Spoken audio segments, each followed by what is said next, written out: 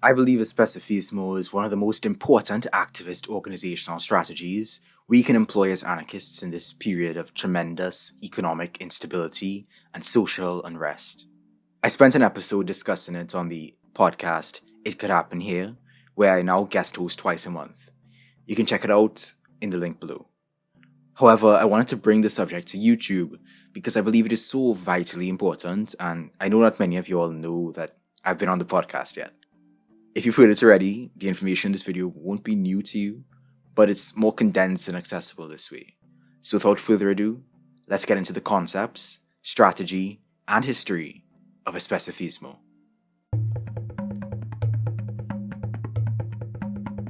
Boiled down to its basics, Especifismo emphasizes 1.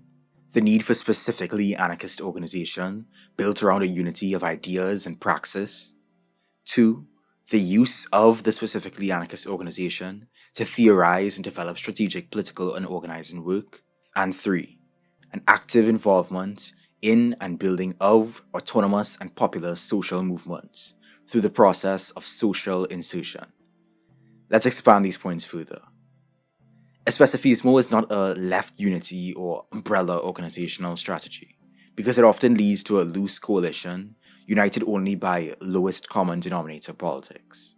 For example, a group may profess a desire to build a communist society, but the process they take, the strategies they employ, and the conceptions of a communist society they hold may vary greatly, leading to an incompatible assortment that lacks focused activism. So Especifismo stresses the importance of anarchist organizations, formed on the basis of shared politics, as a space for the development of common strategy and reflection on the group's organizing work. Sustained by collective responsibility to the organization's plans and work, they can build trust, shared analysis, short and long-term goals, and all that other jazz. These as specificist anarchist organizations aren't meant to work alone or in isolation. Especifismo emphasizes the importance of reaching out to and working with social movements engaged in class or minority struggles as a theoretically tight-knit, active minority within such projects. Many social movements already have an anarchist thrust to them, in the form of a natural tendency to be autonomous, self-organized, and fighting for one's own interests, that specifists work to preserve and defend against the imposition of and co-optation by so-called leaders, whether electoral or vanguardist. Social insertion doesn't mean getting involved with single-issue advocacy campaigns through the channels of state though. It means getting involved in the struggles of people trying to better their own conditions. The seeds of revolutionary transformation lie in the social groupings and classes of the most oppressed: workers, immigrants, tenants, the racially marginalized, and so on. Through daily struggles, the oppressed become a conscious force, tempered, tested, and recreated through daily struggles over immediate needs into not mere social classes, but social forces, self-conscious of their power and their opposition in the systems of the modern political order. Specifists believe that social movements will reach their own logic of creating revolution, not when they necessarily identify as anarchists, but when the whole or majority of the movement reaches a consciousness of their own power and exercises power in their daily lives, communities, workplaces, schools, and elsewhere. Therefore, anarchist ideas are maintained, proliferated, and generalized.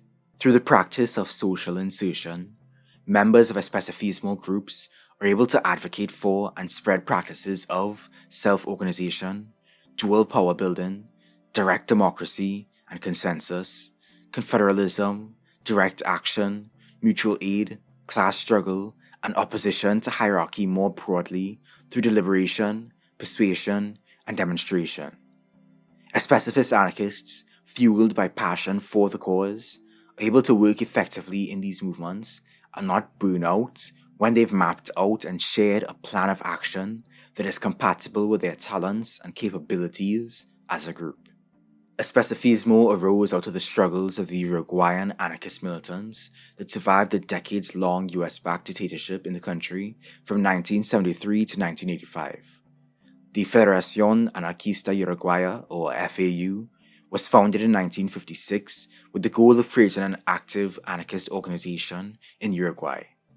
The FAU emerged in the mid-1980s to establish contact with and influence other South American anarchist revolutionaries, particularly in Argentina through AUCA and Brazil through the Federação Anarquista Gaúcha, the Federação Anarquista Cabocla, and the Federação Anarquista do Rio de Janeiro.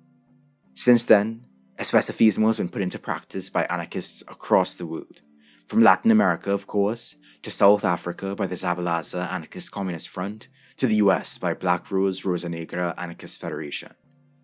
The ideas inherent within Especifismo that they developed touched on a historic thread running through the anarchist movement internationally that can be found anywhere from the platformists of the 1920s, who criticized the anarchist movement for its lack of organization and failure to respond effectively to the Bolshevik co-optation of the workers' Soviets, to the organizational dualism of the 1920s Italian and Spanish anarchists, who were involved in both anarchist political organizations and the mainstream militant labor movements, to the Chinese anarchist movement of the 1910s. Especifismo carries the torch and brings together these ideas to develop a coherent political strategy for anarchists to implement in their activism. The User Front Collective, a libertarian communist writing collective, had this to say: if libertarian socialists merely organize with other libertarian socialists, then they will lose contact with the broader population they need to be reaching.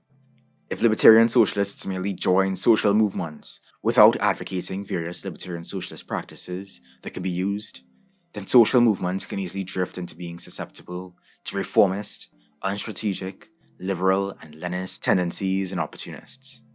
If libertarian socialists merely join social movements and try to spread ideas and practices in mere individual ways, they will be far less successful than a well-thought-out, coordinated effort. And if theoretically specific libertarian socialist groups try to control social movements and popular organizations from the top down, then such specific groups sacrifice their own principles and will reproduce hierarchical organizing. In conclusion, say it with me now: all power to all the people. Peace. Thanks for watching. Please like, comment, subscribe, and share with your fellow peoples. Thanks once again, of course, to the family, including our newest members: Quiet269, Sword Sage, Anthony Woods, Victor Magalhaes, and Farhan Sunny.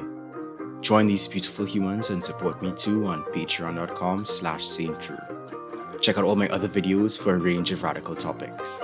Follow me on Twitter @_sainttrue. Thanks again. Peace.